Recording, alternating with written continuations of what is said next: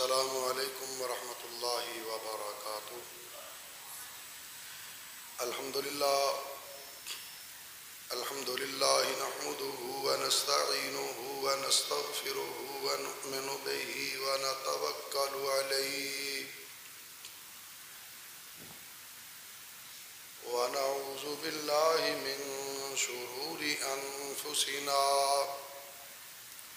ومن سیئات اعمالنا من يهده الله فلا مضل له ومن يضلله فلا هادي له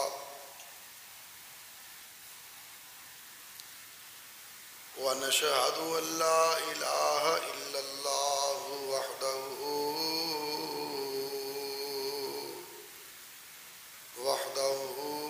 لا شريك له ونشهد أن محمدا عبده ورسوله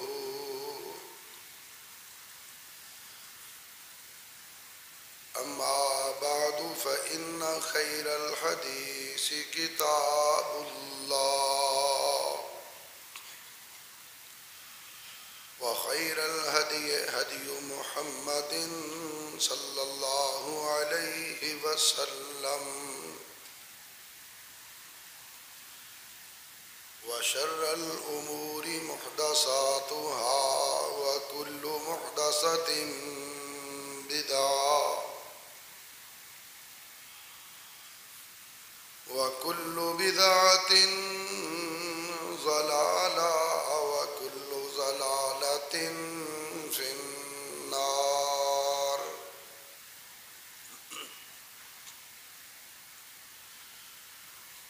اللهم صل على محمد وعلى آل محمد كما صليت على إبراهيم وعلى آل إبراهيم إنك حميد مجيد۔ اللهم بارك على محمد وعلى آل محمد كما باركت على إبراهيم وعلى آل إبراهيم إنك حميد مجيد۔ رب اشرح لي صدري ويسر لي أمري واحلل عقدة من لساني يفقهوا قولي۔ رب زدني علما رب زدني علما رب زدني علما۔ قال الله تبارك وتعالى في كلامه المجيد والفرقان الحميد: أعوذ بالله من الشيطان الرجيم، بسم الله الرحمن الرحيم۔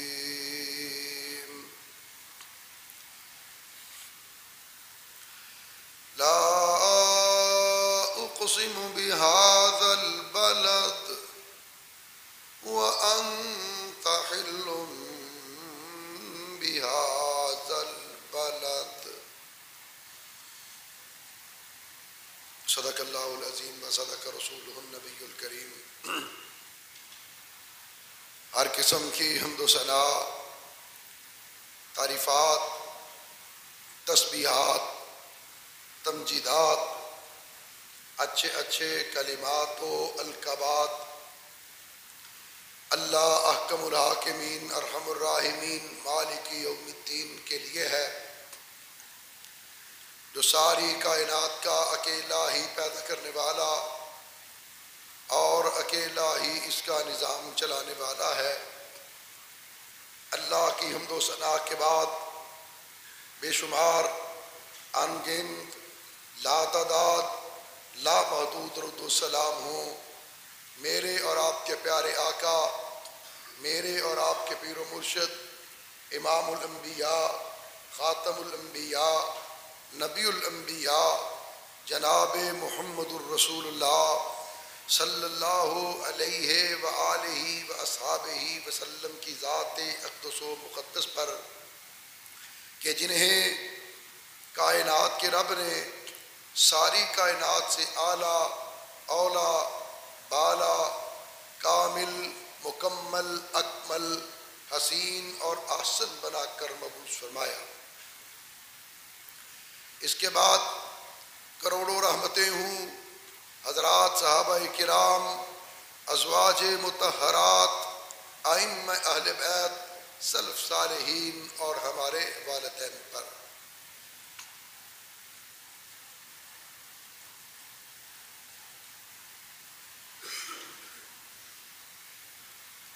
جس چیز کی بھی نسبت پیارے آقا صلی اللہ علیہ وسلم کی طرف ہو جائے وہ چیز محترم بن جاتی ہے، چاہے وہ شہر ہو، چاہے شہر کی گلیاں ہوں، چاہے لباس ہو، مٹی ہو، جوتا ہو، جس چیز کی نسبت آمینہ کے لال پیکر حسن و جمال ساری کائنات کے سردار جناب محمد الرسول اللہ صلی اللہ علیہ وآلہ واصحابہ وسلم کی طرف ہو جائے وہ چیز احترام کے قابل ہوتی ہے، محترم بن جاتی ہے۔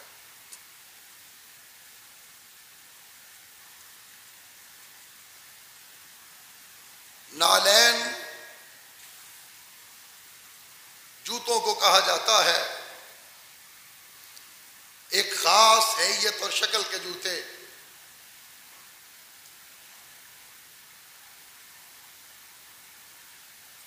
جوتا لباس کا حصہ ہے اور انبیاء کرام علیہم السلام کے نالین کا ذکر بھی اللہ نے اپنے قرآن میں کیا۔ جب حضرت موسیٰ علیہ السلام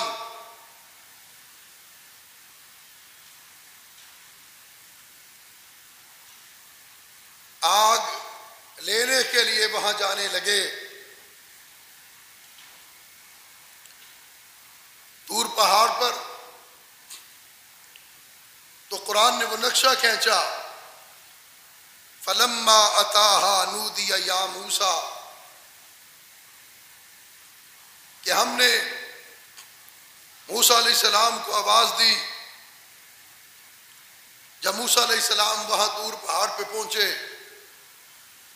انی انا ربک، میں تمہارا رب ہوں، فاخلع نعلیک، اپنے جوتوں کو اتار دو، انک بالوادی المقدس طویٰ، اس لیے کہ اب تم ایک مقدس وادی میں داخل ہو رہے ہو۔ تو مقدس وادی میں داخل ہونے سے پہلے حضرت موسیٰ علیہ السلام کو حکم ہوا، اور پھر اسی طرح حضرت یوسف علیہ السلام اور ان کے بھائیوں کا جب واقعہ اللہ بیان کرتا ہے تو اس میں بھی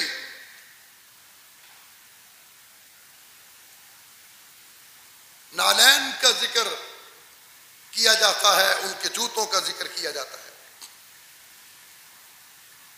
اور آقا علیہ الصلوۃ والسلام نے کئی موقعوں پر اگر کسی بات کو سمجھایا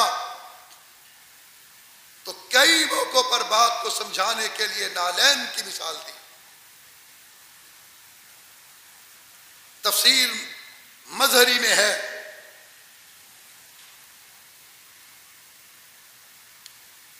کہ الذین اذا اصابتهم مصیبہ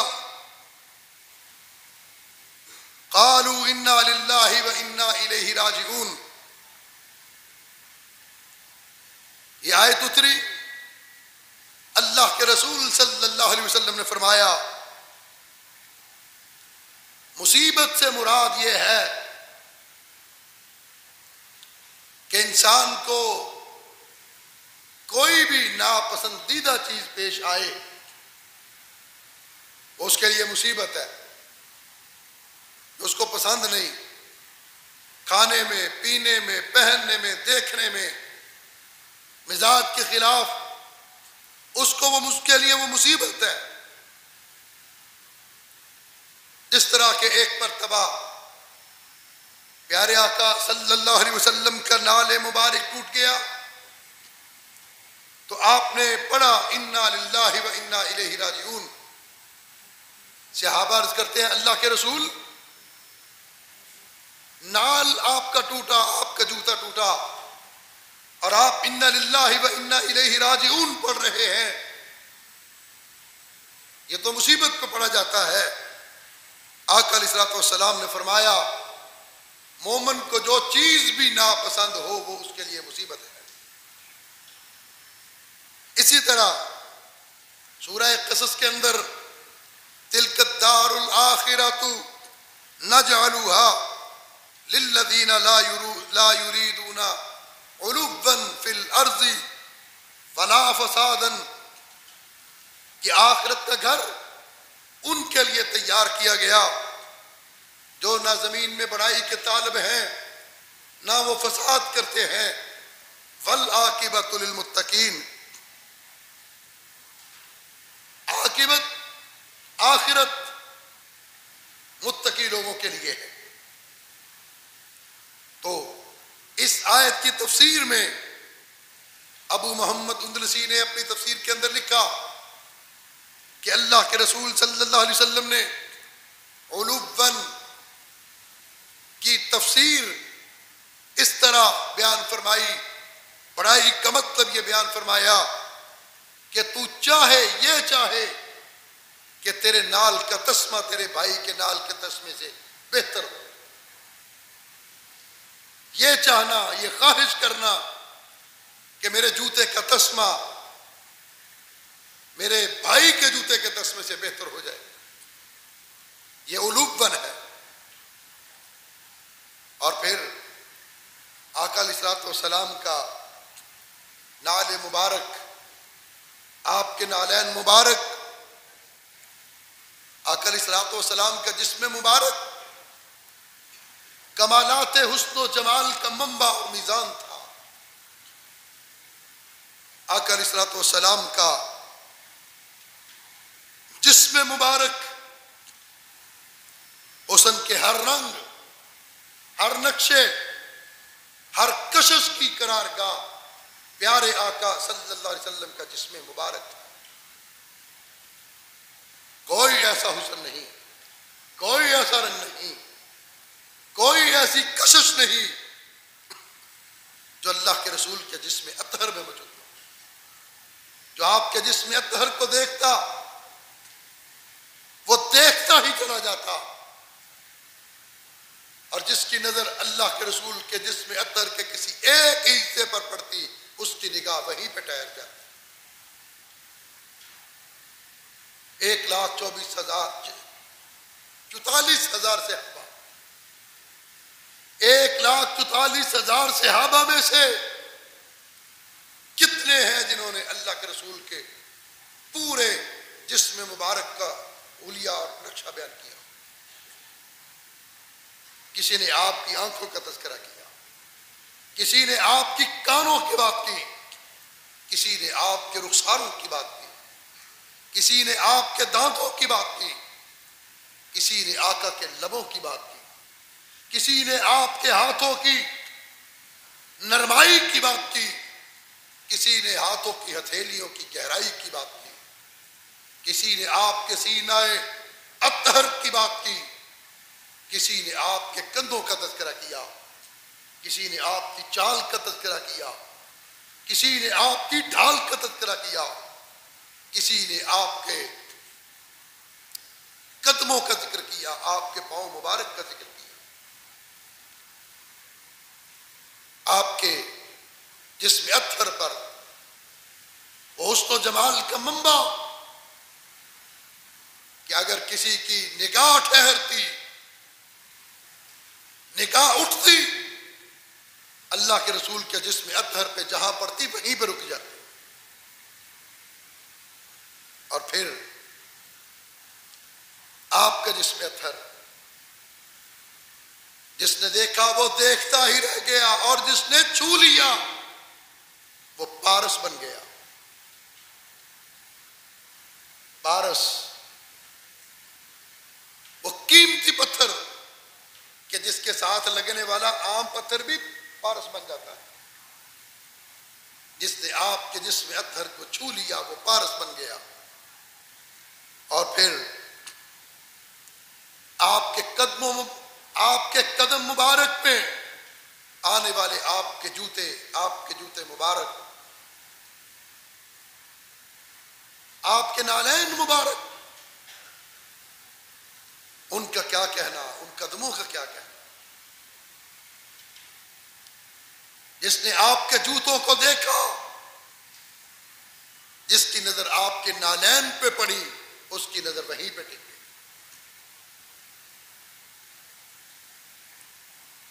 اور امام سیوطی رحمۃ اللہ علیہ نے لکھا ہے کہ حضرت عبداللہ بن بریدہ رضی اللہ تعالیٰ عنہ کہتے ہیں کہ اللہ کے رسول صلی اللہ علیہ وسلم اپنے قدموں کے اعتبار سے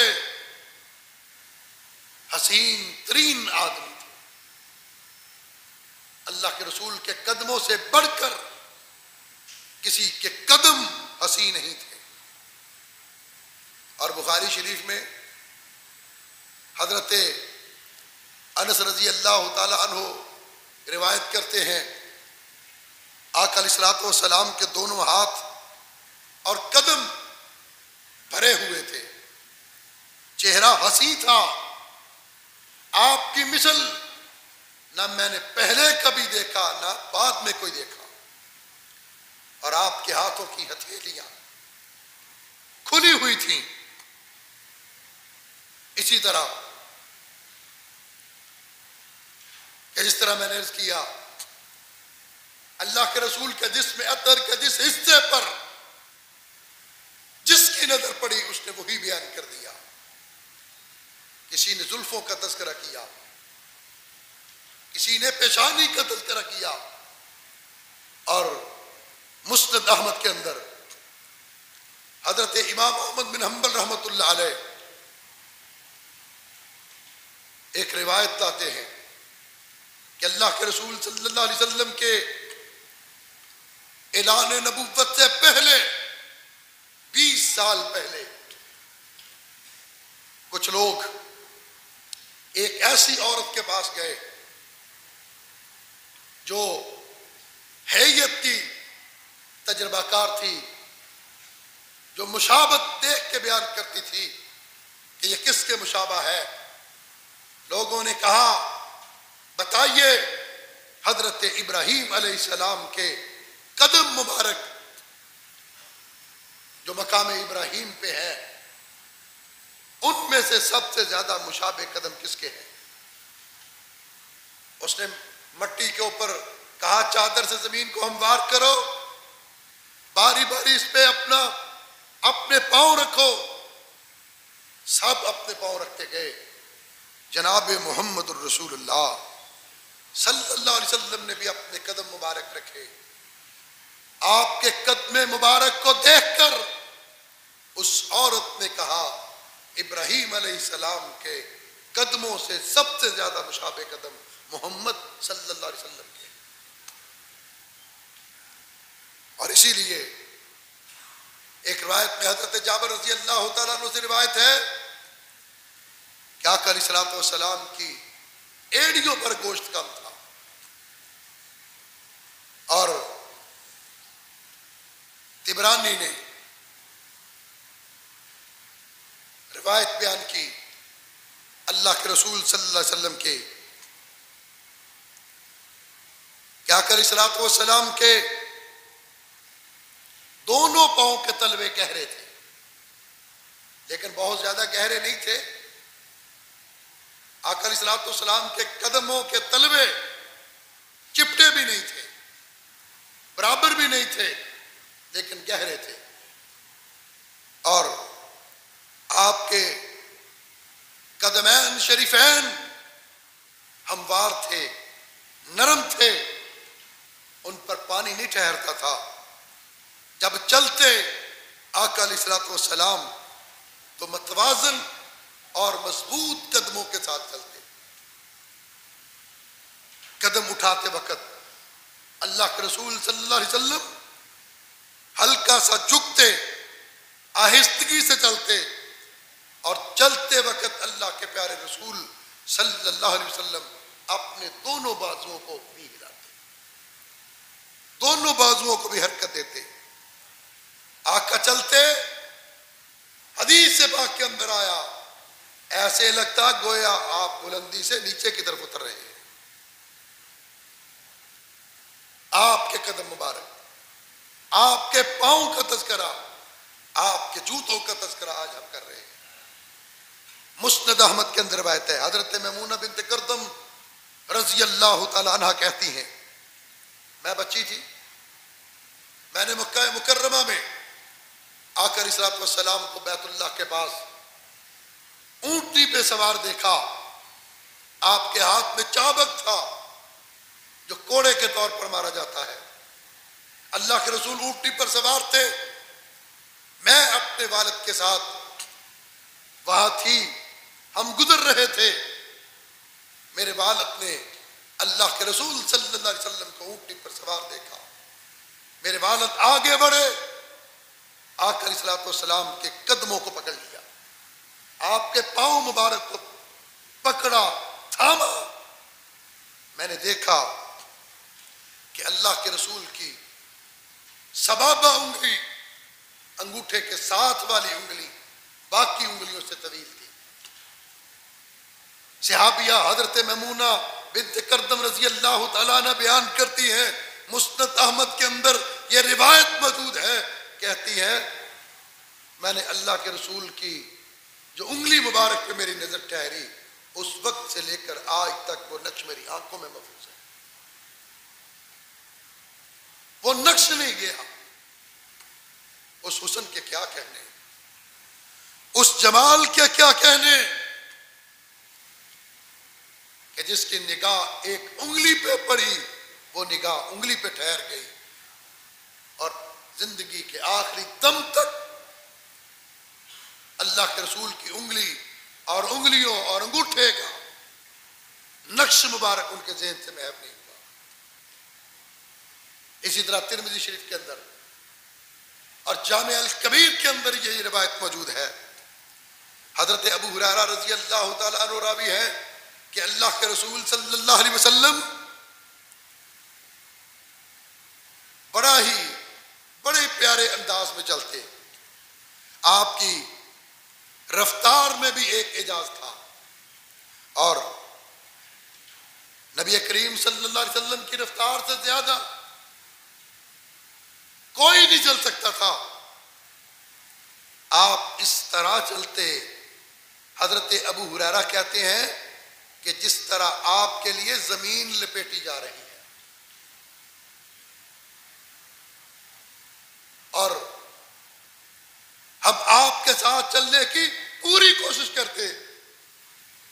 ہم کوشش کرتے، ساتھ ملنے کی کوشش کرتے، لیکن اللہ کے رسول صلی اللہ علیہ وسلم بلا تکلف چل رہے ہو، بلا تکلف، اور ایسے لگتا کہ جیسے آپ تیز چل رہے ہیں، ایسے لگتا گویا آپ کے لیے زمین لپیٹتی جا رہی ہے۔ یہ اللہ کے رسول صلی اللہ علیہ وسلم کے قدم مبارک جس زمین پر پڑتے وہ زمین بھی اتراتی ہوگی، حضور کے قدموں کے لمس سے زمین کا وہ ٹکڑا بھی فخر کرتا ہوگا۔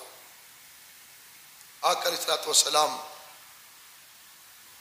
کے نالین، ان کا تذکرہ، ان کے آپ کے جوتوں کا تذکرہ۔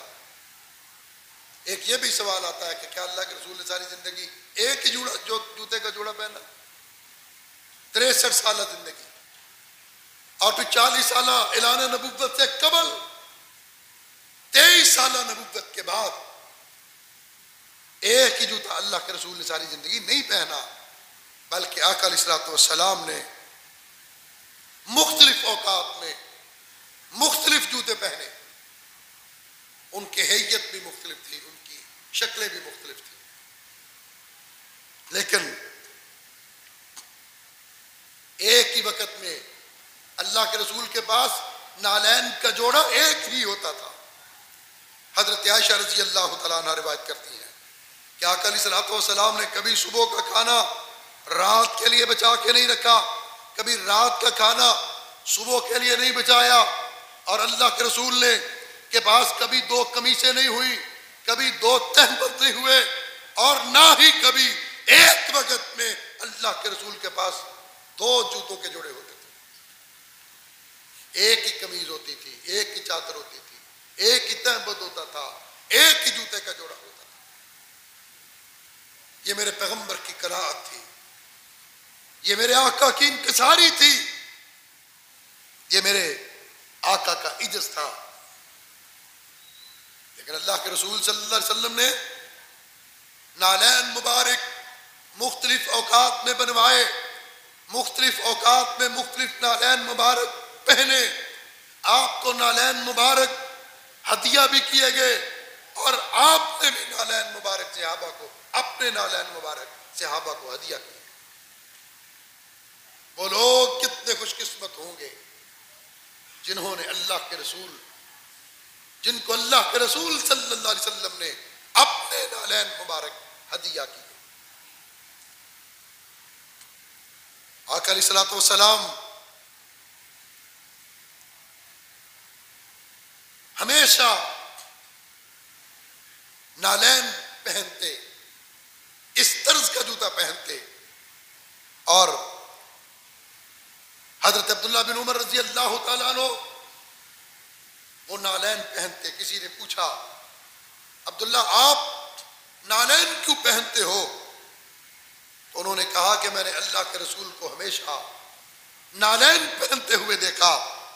آپ نالین پہنتے اور آپ کے جوتوں پر بال نہیں ہوتے تھے۔ اللہ کے رسول صلی اللہ علیہ وسلم اپنے نالین میں وضو فرماتے،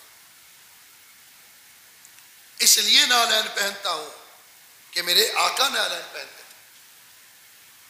اور پھر ساری سیرت کی کتابوں میں نالین کے علاوہ کسی اور شکل کا جوتا، کوئی اور جوتا پہننا اللہ کے رسول صلی اللہ علیہ وسلم سے ثابت نہیں ہے، لیکن اس کی شکلیں مختلف۔ بعض صحابی کہتے ہیں، ایک روایت میں آتا ہے کہ اللہ کے رسول صلی اللہ علیہ وسلم کے جوتے مبارک آگے سے نوکدار تھا، ایک روایت میں آتا ہے کہ اللہ کے رسول کا جوتا مبارک آگے سے اس طرح تھا جس طرح زبان ہوتی ہے، گولائی میں تھا۔ ایک روایت میں آتا ہے کہ اللہ کے رسول صلی اللہ علیہ وسلم کا جوتا آگے سے چوڑا تھا۔ یعنی مختلف اوقات میں مختلف شکل کے جوتے پہنے، ایک ہی طرز کا جوتا نہیں پہنا۔ آج یہ مشہور کر دیا گیا، یہ اپنی پگڑیوں پہ لگایا جاتا ہے، کہاں کہاں پہ اس کی شبیہ بیان کی جاتی ہے کہ جیسے صرف یہی رسول اللہ صلی اللہ علیہ وسلم جوتا پہنتے تھے۔ اللہ کے رسول صلی اللہ علیہ وسلم کہ جو نالین مبارک تھا آگے سے نوکدار بھی تھا اور پھر آگے سے گولائی میں بھی تھا، زبان کی طرح۔ روایت کے الفاظ ایسے صحابی بیان کرتے اس طرح جس طرح زبان ہوتی ہے، اور ایک صحابی بیان کرتے اس طرح اللہ کے رسول کا جوتا مبارک تھا جیسے آگے سے چوڑا ہوتا ہے۔ اور آقا علیہ الصلوۃ والسلام کا جوتا مبارک آگے سے زمین پر بالکل آگے سے نہیں لگتا، تھوڑا سا پیچھے جا کے زمین پر لگتا، پھر ایڑی سے لگتا، اور درمیان سے اللہ کے رسول صلی اللہ علیہ وسلم کا جوتا مبارک اٹھا ہوا تھا۔ آقا علیہ الصلوۃ والسلام کے نالین کا درمیانی حصہ وہ زمین پر نہیں لگتا تھا، وہ تھوڑا سا زمین کے اوپر رہتا۔ اور اسی طرح اللہ کے رسول صلی اللہ علیہ وسلم کی یہ عظمت، یہ شان کہ آج دنیا آقا کے جوتوں کا تذکرہ کر رہی ہے۔ حضور کے نالین پہ درجنوں کتابیں لکھی گئی ہیں، حضور کے نالین کا ذکر موجود ہے کہ آقا علیہ الصلوۃ والسلام جو جوتا پہنتے تھے اس کی قیمت کیا تھی۔ ایک عورت نے مدینہ پاک میں نکاح کیا آقا علیہ الصلوۃ والسلام کی زندگی میں، تو اس نے نالین کے حق مہر کے طور پر نکاح کیا۔ جس طرح روایت میں آتا ہے کہ ایک عورت نے ایک لوہے کی انگوٹھی کے بدلے نکاح کیا، اسی طرح ایک صحابیہ نے نالین کے حق مہر پہ نکاح کیا، اور اس نالین کی قیمت کتنی تھی کہ جس کے عوض اس عورت نے نکاح کیا، محققین نے، مفسرین نے اور سیرت نگاروں نے لکھا کہ اس نالین کی قیمت 10 درہم تھی جس کے عوض اس عورت نے نکاح کیا۔ اور اللہ کے رسول صلی اللہ علیہ وسلم کے نالین مبارک اس سے اعلیٰ ہوتے تھے، اس سے بہتر تھے، اس سے قیمتی تھے۔ تو اس دور کے اندر اللہ کے رسول صلی اللہ علیہ وسلم کے نالین مبارک کی قیمت 15 درہم بنتی ہے۔ درہم چاندی کا ہوتا تھا، چاندی کے اس وقت کے تولے اور آج کے تولوں کو اگر جمع تفریق کیا جائے تو تقریباً 1.5 لاکھ روپیہ موجودہ قیمت نکلتی ہے۔ اللہ کے رسول صلی اللہ علیہ وسلم بہترین جوتا پہنتے ہیں۔ ٹھیک ہے، آپ کا جوتا ٹوٹا، آپ کے جوتے کا تسمہ ٹوٹا، اس میں کوئی شک نہیں، وہ جوتا پرانا بھی ہو جاتا۔ 23 سالہ نبوت کی زندگی میں اللہ کے رسول نے کتنے جوتے استعمال فرمائے، کتنے نالین مبارک کا استعمال فرمایا، لیکن جب بھی آقا علیہ الصلوۃ والسلام جوتا پہنتے اچھا پہنتے۔ اسی لیے قاضی ایاز نے اپنی کتاب الشفا میں لکھا کہ آقا علیہ الصلوۃ والسلام کا ایک نام، ایک صفت الحراوۃ والنالین، عصا اور نالین والے بھی کہا جاتا ہے، اور تورات کے اندر بھی آپ کو صاحب النالین کہا گیا۔ نالین جوتوں والا کیوں کہا گیا؟ جوتے تو اور بھی لوگ پہنتے تھے، پہنتے ہیں، لیکن عرب کے اندر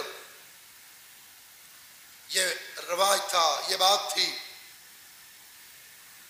کہ ایک جوتے کا نالین کا ایک پاؤں اور طرح کا ہوتا، دوسرا اور طرح کا ہوتا، ایک پیر بڑا ہوتا، ایک چھوٹا ہوتا، یا جوتا بڑا ہوتا یا چھوٹا ہوتا، جس طرح کا مل جاتا اس کو پہن لیا جاتا۔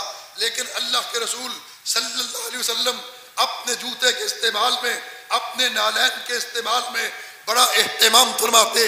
آقا علیہ الصلوۃ والسلام کا جوتا دونوں پاؤں ایک ہی طرح کے ہوتے، ایک ڈیزائن کے ہوتے، ایک ہی رنگ کے ہوتے۔ اللہ کے رسول کا جوتا نہ بڑا ہوتا، نہ اللہ کے رسول کا جوتا چھوٹا ہوتا۔ میرے آقا جوتے کو اس اہتمام کے ساتھ پہنتے، اس لیے آقا کو علیہ الصلوۃ والسلام کو صاحب النالین کہا گیا۔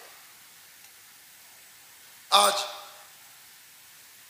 اگر کسی شخص کا تعارف کروایا جائے، فلاں محلے میں جائیے، گلی میں جائیے، اس سے ملیے، کون ہے وہ؟ پوچھے جا کر فلاں شخص سے ملنا ہے. اچھا وہ جو کھسا پہنتا ہے، ایک اس کی شناخت بن گیا. کھسا پہننا، چپل پہننا اس کی شناخت بن گیا. اچھا جوتا پہننا، اعلیٰ جوتا پہننا اور پورے سائز کا جوتا پہننا، یہ اللہ کے رسول صلی اللہ علیہ وسلم کی پہچان بن گیا. اور اللہ کے رسول صلی اللہ علیہ وسلم کا جوتا گائے کی کھال کا ہوتا، گائے کی کھال کا بنتا.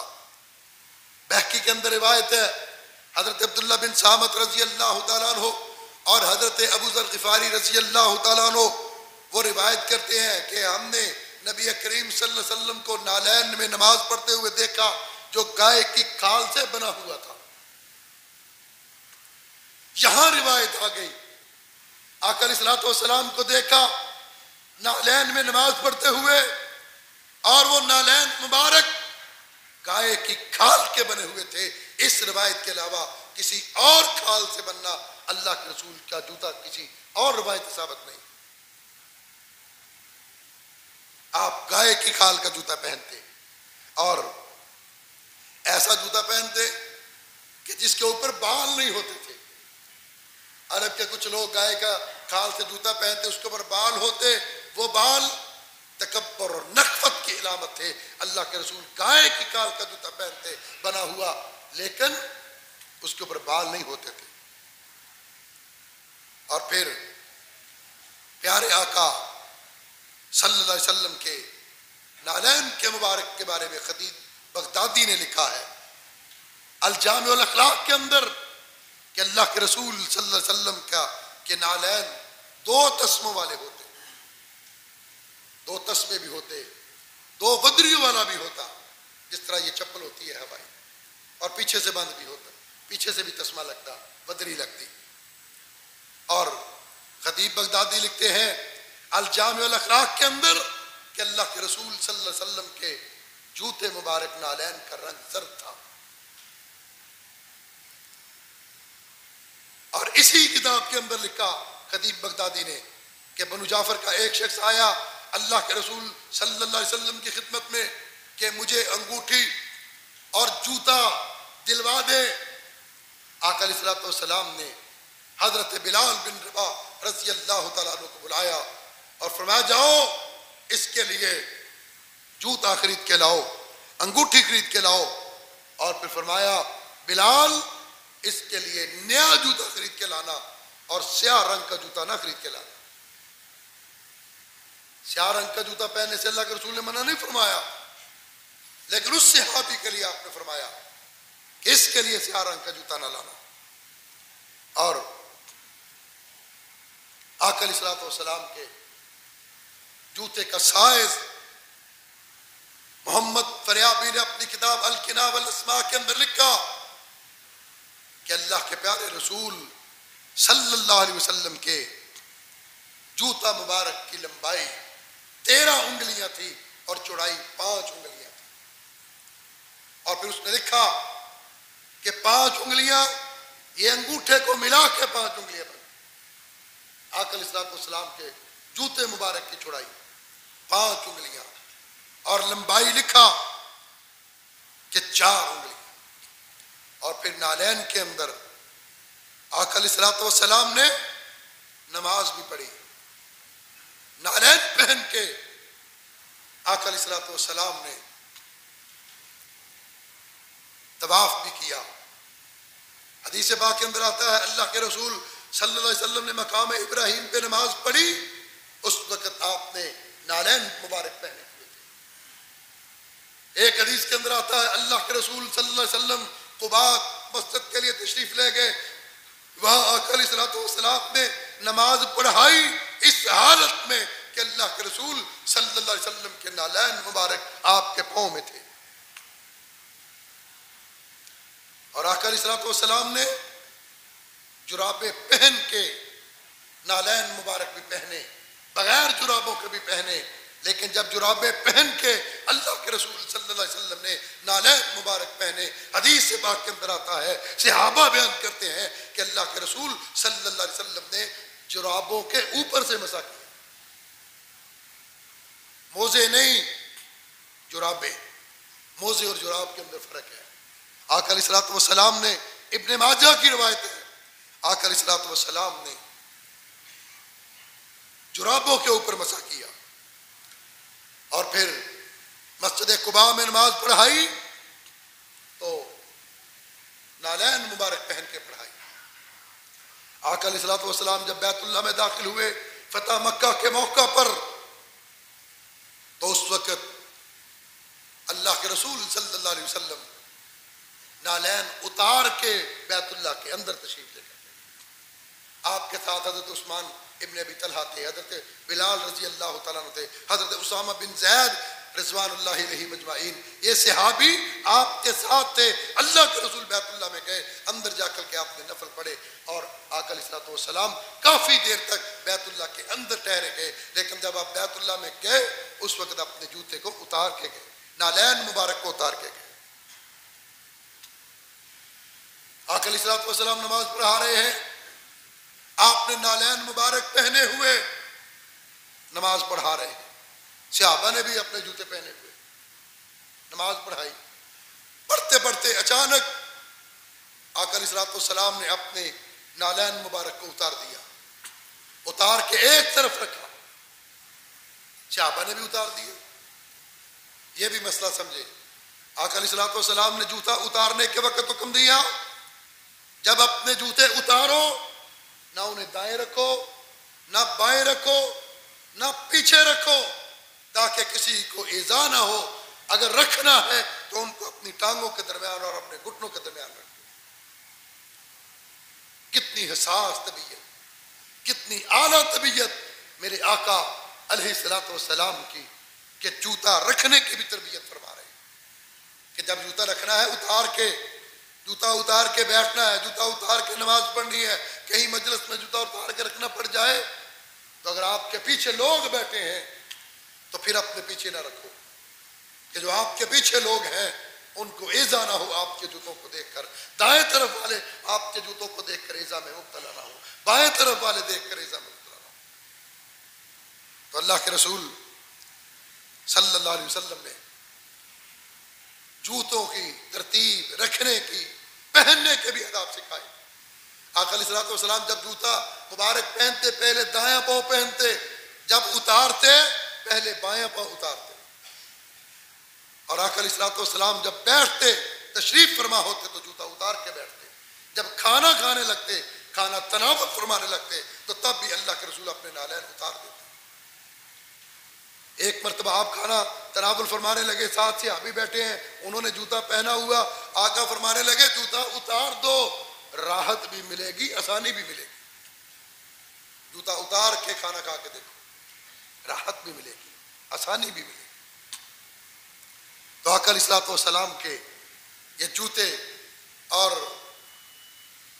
تاریخ کبیر کے اندر لکھا ہے حضرت عمر رضی اللہ تعالیٰ عنہ کے والے سے، حضرت عمر رضی اللہ تعالیٰ عنہ فرماتے ہیں کہ حضرت عبداللہ بن مسعود رضی اللہ تعالیٰ عنہ آقا علیہ الصلوۃ والسلام کے تکیہ اور نالین کے ذمہ دار اور نگران سمجھے جاتے تھے۔ کتنے وہ خوش قسمت صحابہ تھے جو آقا کے نالین کو اٹھاتے تھے، جو آقا کے جوتوں کو اٹھاتے تھے، جن کی ڈیوٹی، جن کی ذمہ داری اللہ کے رسول صلی اللہ علیہ وسلم کے نالین مبارک کو سنبھالنا۔ اور امام ابن جوزی رحمۃ اللہ علیہ نے لکھا المنتظم فی تاریخ الامم والملوک کے اندر کہ حضرت عبداللہ بن مسعود رضی اللہ تعالیٰ عنہ جب آقا سفر میں تشریف لے جاتے تو اسفار میں حضرت عبداللہ بن مسعود رضی اللہ تعالیٰ عنہ آقا علیہ الصلوۃ والسلام کو جوتا پہنایا بھی کرتے۔ جب آقا کسی مجلس میں تشریف فرما ہوتے، بیٹھ جاتے تو حضرت عبداللہ بن مسعود جوتا اتارا بھی کرتے اور پھر جوتا سنبھالا بھی کرتے، اور جب اللہ کے رسول کا جوتا اتار دیتے پھر حضرت عبداللہ بن مسعود رضی اللہ تعالیٰ عنہ آقا کے جوتوں کو اپنی دونوں بازو میں لے لیتے، بغلوں میں لے لیتے۔ آقا علیہ الصلوۃ والسلام جب سفر پہ جاتے، مسجد نبوی سے نکلتے، کسی قبیلے میں جاتے، کسی کے گھر تشریف لے جاتے، حضرت عبداللہ بن مسعود آپ کے عصا مبارک کو پکڑ کے آپ کے آگے چل رہے ہوتے، سامنے چلتے۔ جب آقا علیہ الصلوۃ والسلام وہاں تشریف فرما ہوتے، آپ کا عصا مبارک آپ کو پکڑا دیتے اور آپ کے جوتے مبارک اتار دیتے۔ اسی طرح جب کھڑے ہونے کا ارادہ ہوتا، چلنے کا ارادہ ہوتا، تو آقا علیہ الصلوۃ والسلام کے پاؤں مبارک میں حضرت عبداللہ بن مسعود رضی اللہ تعالیٰ عنہ جوتے پہنا دیتے۔ اسی طرح حضرت انس بن مالک رضی اللہ تعالیٰ عنہ پیارے آقا کے 10 سال خادم رہے، اور ان کو بھی یہ اعزاز اور شرف ملا کہ وہ اللہ کے رسول صلی اللہ علیہ وسلم کے نالین مبارک کو سنبھالتے، آپ کے جوتوں کو سنبھالتے، ان کو اٹھاتے، ان کا خیال کرتے۔ طبقات ابن سعد میں لکھا ہے کہ حضرت عبداللہ بن مسعود رضی اللہ تعالیٰ عنہ آقا علیہ الصلوۃ والسلام کے سفر میں بستر، مسواک، نالین اور طہارت کے نگران تھے۔ ان امور کی ذمہ داری حضرت عبداللہ بن مسعود کی تھی۔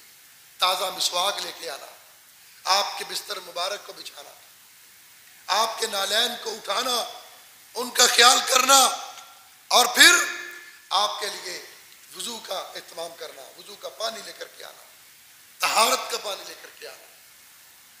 یہ خوش نصیب صحابہ تھے جن کو اللہ کے رسول صلی اللہ علیہ وسلم کی خدمت کا موقع ملا۔ اور پھر حضرت انس بن مالک رضی اللہ تعالیٰ عنہ بھی اللہ کے رسول کے نال بردار تھے۔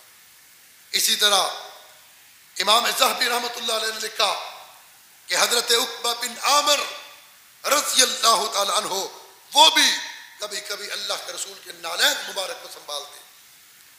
بنیادی طور پر حضرت عقبہ بن عامر الجہنی رضی اللہ تعالیٰ عنہ اللہ کے رسول کی سواریوں کو چلاتے اور ہانکتے تھے۔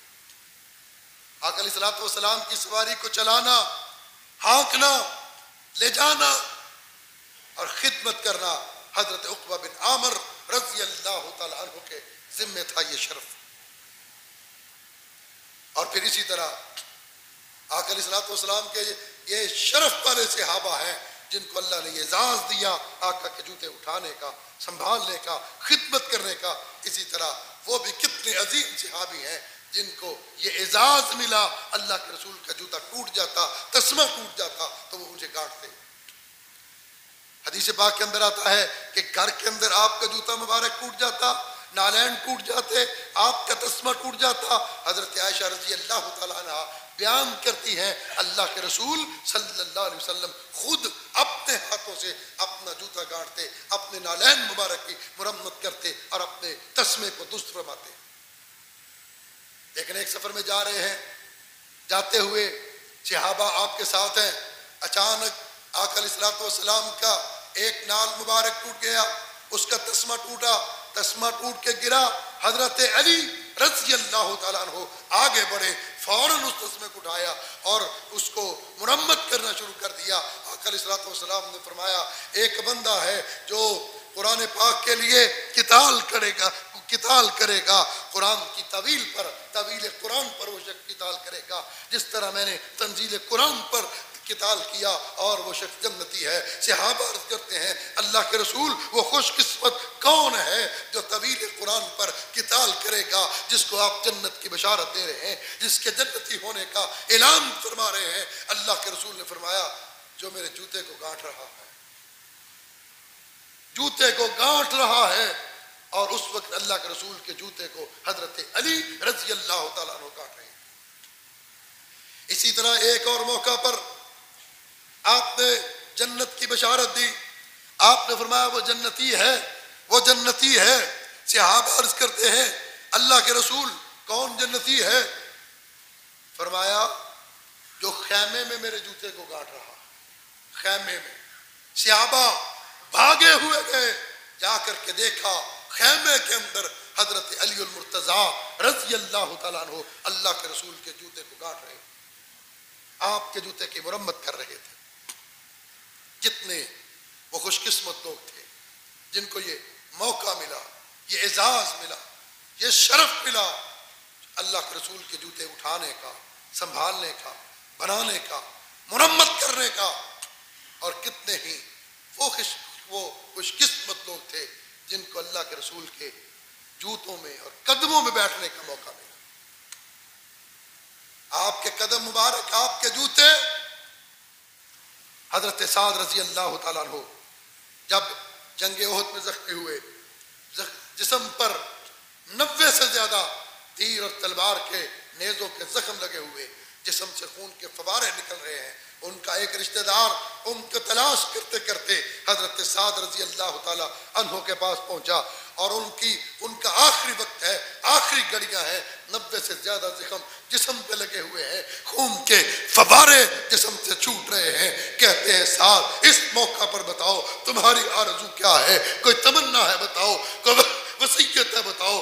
اس نے کہا مجھے اپنے آقا کے پاس لے چلو، اپنے آقا کے قدموں میں لے کے چلو. اس صحابی نے حضرت سعد رضی اللہ تعالیٰ عنہ کو کندھوں پہ اٹھایا اور اپنے ساتھ لیا. آقا علیہ الصلوۃ والسلام کا چہرہ اقدس جب حضرت سعد رضی اللہ تعالیٰ عنہ کی نظروں کے سامنے آیا، کہا مجھے اپنے کندھوں سے اتار دو. صحابی کہتے سعد تم چل نہیں سکتے، تم کھڑے نہیں ہو سکتے، تم کس طرح اللہ کے رسول کے پاس جاؤ گے. آقا علیہ الصلوۃ والسلام ایک چٹان پر تشریف فرما ہے، آپ کے قدم مبارک زمین کی طرف لٹکے ہوئے ہیں. حضرت سعد بن عبادہ رضی اللہ تعالیٰ عنہ زمین کے پر رینگتے ہوئے، لڑکتے ہوئے آگے بڑھے اور جا کر اللہ کے رسول کے قدموں میں اپنا چہرہ رکھ دیا، قدموں میں اپنے رخسار رکھ دیے. حضور کے قدموں کے تلووں کے ساتھ اپنے رخسار بس کر رہے ہیں، اپنے چہرے کو لگا رہے ہیں.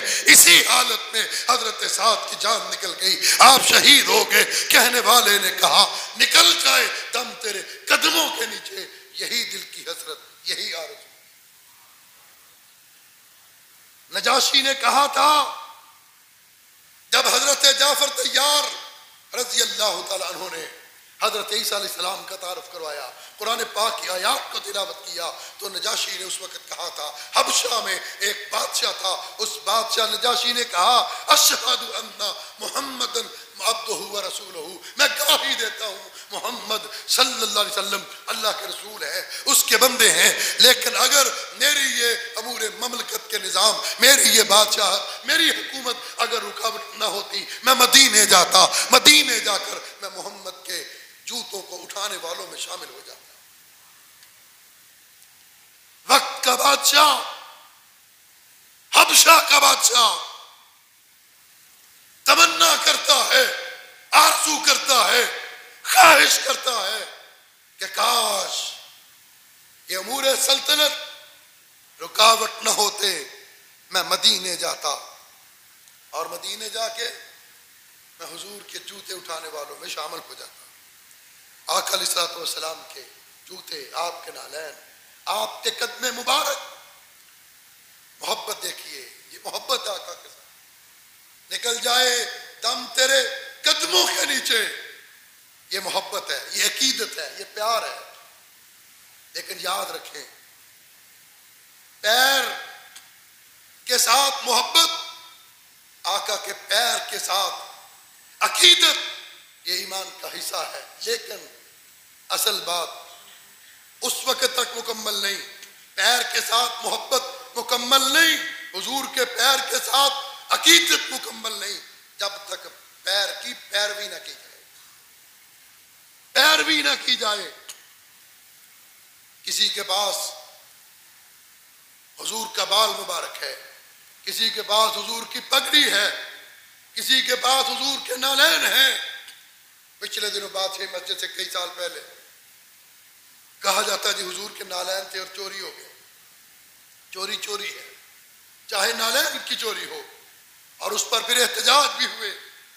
مفتی غلام سرور قادری نے اس وقت بھی کہا تھا، جو مذہبی امور کے وزیر تھے، کہ بادشاہی مسجد کے اندر رکھے ہوئے نالین مبارک اصلی نہیں تھے، لیکن ایک مشابہت تھی. چوری کیے گئے، چوری چوری ہے، چاہے نالین کی چوری ہو، چاہے لوگ بیت اللہ میں جاتے ہیں، جیب کے اندر کینچی ڈالی ہوتی ہے اور بیت اللہ کا غلاف کاٹ کے لے کے آتے ہیں برکت کے طور پر، اور بیت اللہ کا غلاف، کوئی شک نہیں بیت اللہ میں برکت، اس کے غلاف میں برکت، لیکن اس کو چوری کر کے لانا اس میں برکت نہیں ہے۔ چوری چوری ہے، چاہے بیت اللہ کی غلاف کی جائے چاہے بیت اللہ میں کی جائے۔ اس کے لیے برکت ہے جو پیروی کرتا ہے، اس کے لیے سعادت ہے جو پیروی کرتا ہے، اس کے لیے نجات ہے جو پیروی کرتا ہے۔ اللہ کے رسول صلی اللہ علیہ وسلم نے اپنی قمیص مبارک اتار کے دی تھی عبداللہ بن ابی کے لیے، لیکن اس نے آپ کی قمیص مبارک پہننے کے باوجود رب نے اس کو معاف کرنے سے انکار کر دیا۔ اللہ نے اس کی بخشش نہیں کی، اس لیے کہ اس نے آپ کی پیروی نہیں کی۔ آپ کی قمیص مبارک کے اندر کتنی برکت ہوگی، کتنی رحمت ہوگی، اس کو پہننا کتنی سعادت ہوگی، لیکن قمیص مبارک پہننے کے باوجود اس سے جہنم کا عذاب نہیں ٹل سکا، اس لیے کہ اس نے آپ کی اتباع نہیں کی، آپ کی پیروی نہیں کی۔ اور البدایہ والنہایہ کے اندر لکھا ہے کہ خلیفہ مہدی کے پاس ایک شخص آیا، اس نے آ کر کے کہا کہ میں آپ کو دنیا کی ایک بہت بڑی چیز تحفہ دینا چاہتا ہوں۔ بادشاہ نے دربار سجایا، بلایا، تحفہ وصول کیا۔ اس نے کہا یہ اللہ کے رسول صلی اللہ علیہ وسلم کے نالین مبارک ہیں۔ بادشاہ نے ان کو پکڑا، تعظیم کی، احترام کے ساتھ رکھا، 10,000 درہم اس کو انعام کے طور پر دیے، وہ چلا گیا۔ لوگوں نے کہا خلیفہ مہدی سے اتنی بڑی رقم اس کو انعام کے طور پر دے دی۔ اس بادشاہ نے کہا مجھے پتا ہے، یقین ہے کہ اللہ کے رسول صلی اللہ علیہ وسلم نے اس جوتے کو پہننا تو دور کی بات ہے، اس جوتے کو دیکھا بھی نہیں ہوگا، لیکن وہ میرے پاس لے کے نسبت حضور کی آیا تھا۔ میں نے ان جوتوں کی قیمت نہیں دی، میں نے اس کو انعام دیا حضور کی نسبت کی وجہ سے، کہ حضور کے جوتوں کی نسبت کے طور پر میرے پاس لے کر کے آیا۔ تو یہ نسبت ہے، یہ محبت ہے، یہ پیار ہے۔ امام ابن کثیر رحمۃ اللہ علیہ نے کہا کہ ایک بادشاہ کو کسی نے جوتا آقا علیہ الصلوۃ والسلام کا تحفے میں دیا، ہدیے میں دیا، اس نے اس کو خزانے میں رکھ دیا، اور ایک اسپیشل آدمی 40 درہم مہینے پر اس کی ڈیوٹی لگا دی کہ تم نے اس حضور کا جو جوتا خزانے میں رکھا ہے اس کی خدمت کرنی ہے، روزانہ اس کو صاف کرنا ہے اور اس کا دھیان رکھنا ہے۔ 40 درہم ماہانہ پہ اس کی ڈیوٹی لگا دی۔ تو اللہ بھی ہمیں اپنے پیارے حبیب صلی اللہ علیہ وسلم کے ساتھ محبت کرنے اور آقا علیہ الصلوۃ والسلام کے ساتھ جو چیزیں جس چیز کی نسبت بھی آقا علیہ الصلوۃ والسلام کے ساتھ ہے، اللہ سب کے ساتھ محبت کرنے کی توفیق عطا فرمائے، سب کے ساتھ عقیدت کی اللہ ہمیں توفیق عطا فرمائے۔ رب بھی کہتا ہے لا اقسم بہذا البلد، مجھے اس امن والے شہر مکہ کی قسم ہے۔ مکہ کی قسم کیوں کھائی؟ اللہ مکہ کے اندر بیت اللہ ہے، کیا اس لیے قسم کھائی؟ رب نے کہا نہیں، بیت اللہ تو بڑے عرصے سے تھا، میں نے بیت اللہ کی وجہ سے مکہ کی قسم نہیں کھائی۔ اللہ پھر تو نے مکہ کی قسم زمزم کے کنویں کی وجہ سے کھائی؟ کہا نہیں، زمزم کے کنویں کی وجہ سے نہیں کھائی، وہاں حج ہوتا ہے اس لیے کھائی۔ کہا نہیں، اس لیے بھی نہیں کھائی۔ اللہ وہاں مزدلفہ کا ہے، کہا اس لیے بھی نہیں۔ عرفات کے میدان کی وجہ سے کہا اس لیے بھی نہیں۔ اللہ لا اقسم بہذا البلد، تو پھر مکہ کی قسم کیوں کھا رہا ہے؟ رب کہتا ہے اس لیے کہ وانت حل بہذا البلد، مکہ کی کنکریوں نے، مکہ کی گلیوں نے، مکہ کے بازاروں نے، مکہ کے ریگزاروں نے، مکہ کی مٹی نے، مکہ کی ریت نے میرے محبوب کے قدموں کے تلووں کے بوسے لیے۔ اس لیے رب اس شہر کی قسم کھاتا ہے کہ میرا نبی اس شہر کی گلیوں میں چلا، بازاروں میں چلا، کنکریوں پہ چلا، ریت کے چلا۔ اللہ ہمیں سچی محبت عطا فرمائے۔ وآخر دعوانا الحمدللہ رب العالمین۔